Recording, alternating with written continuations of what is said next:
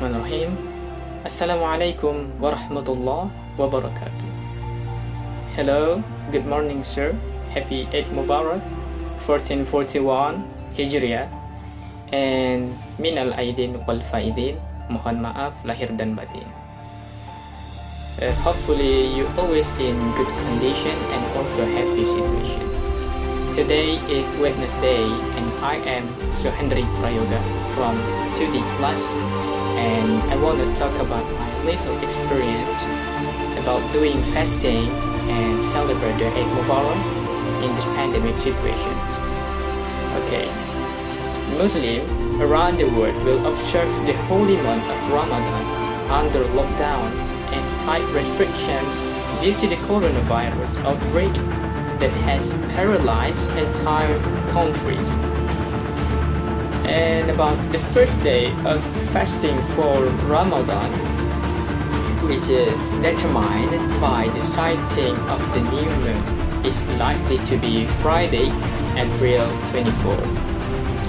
Ramadan is the holy month for Muslims, in which they fast during daylight hours, congregate for prayer, and share meal as a community.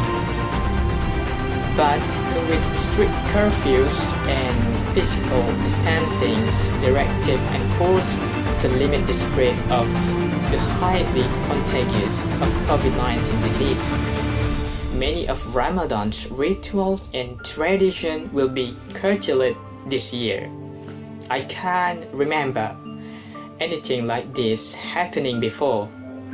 There was World War II or natural disaster, but from past literature, historical texts, and various archives, I found that Muslims still gathered during Ramadan despite the war or disaster and still observe their religious rituals together. However, we are facing a different situation right now. A different enemy. This time around, it can be merciless and invisible. How will fasting be different for us in these pandemic situations? During the holy month, the Muslims wake up early to eat a pre-dawn meal called sahur and break their fast after sunset with a meal called iftar. Breaking of the fast is usually a communal affair. It is common for mosques to host large iftar, especially for the poorest person.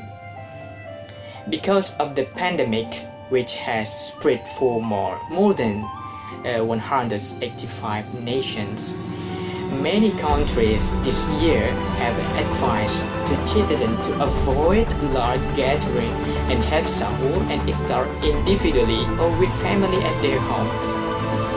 In many countries, all Ramadan activity, including group iftar and charity table, are banned. Month-long Ramadan bazaar with stalls selling food, drinks, and clothes usually be busy site, and right now is not allowed in other city, but alhamdulillah in my village it is still allowed because my village is not the red zones area of the pandemic. For other regions, this will have a big economic impact on small businesses and single mothers who really heavily on this source of income. Meanwhile, as food consumption usually rise in this Ramadan, there are concerns of panic buying and supplies running low amid the lockdowns. As we know, we can hear from the news, from the TV. We know that in Saudi Arabia, King Salman has ordered the shortening of tarawih prayers, which will be held without public attendance. Only for the staff and also imam at the mosque at the two holy mosques in Mecca and Medina. Okay. And on these occasions where we have to practice physical distancing, not to greet one another in the way that we usually greet, by hugging our fellow Muslim or shaking their hands. This will definitely different and have an impact on the spirit. And can people still doing pray together in this pandemic situations? Congregational prayers are banned in several countries, and many mosques have been temporarily closed. Muslims will also be able to attend the religious lectures via video conferencing applications such as Zoom, Facebook, and also YouTube. How can we provide charity to the poor in this pandemic?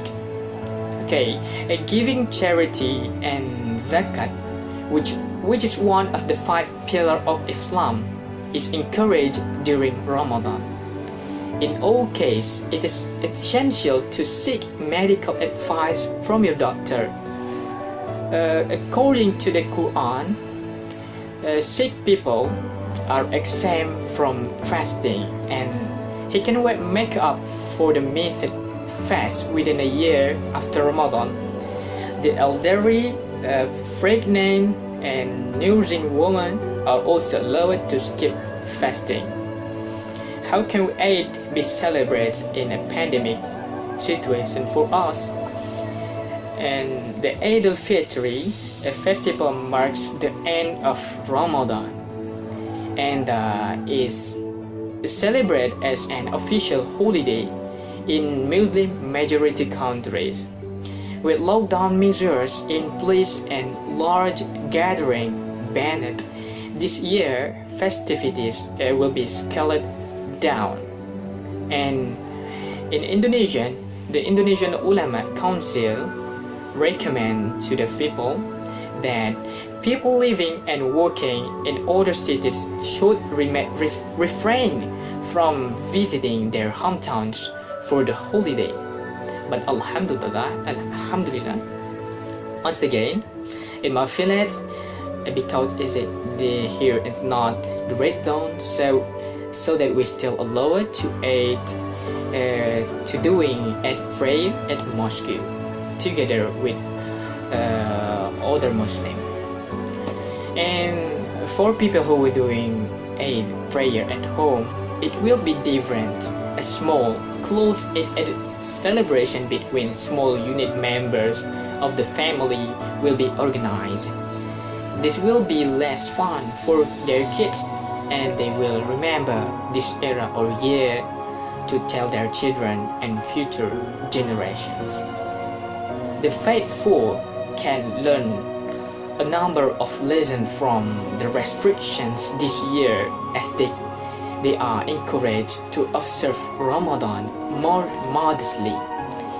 That whole nation about the food wastage and the wastage of resource, and how it can be better channeled towards those who need it. That's something for us as Muslims to think about as well. And finally, hope is important because it can make the present moment less difficult to bear. If we believe that tomorrow will be better, we can bear the hardship today. This pandemic, inshallah, will be end soon. I believe that, and Allah will give their protection to us. So don't stop to asking for protection from Allah, because He always hear our dua. Okay, I think that's all for my experience about fasting and Eid during this pandemic. I apologize for my mistake when I delivered this video, and happy celebrate the Eid Mubarak. Billahi taufiq wal hidayah. Wassalamualaikum warahmatullahi wabarakatuh.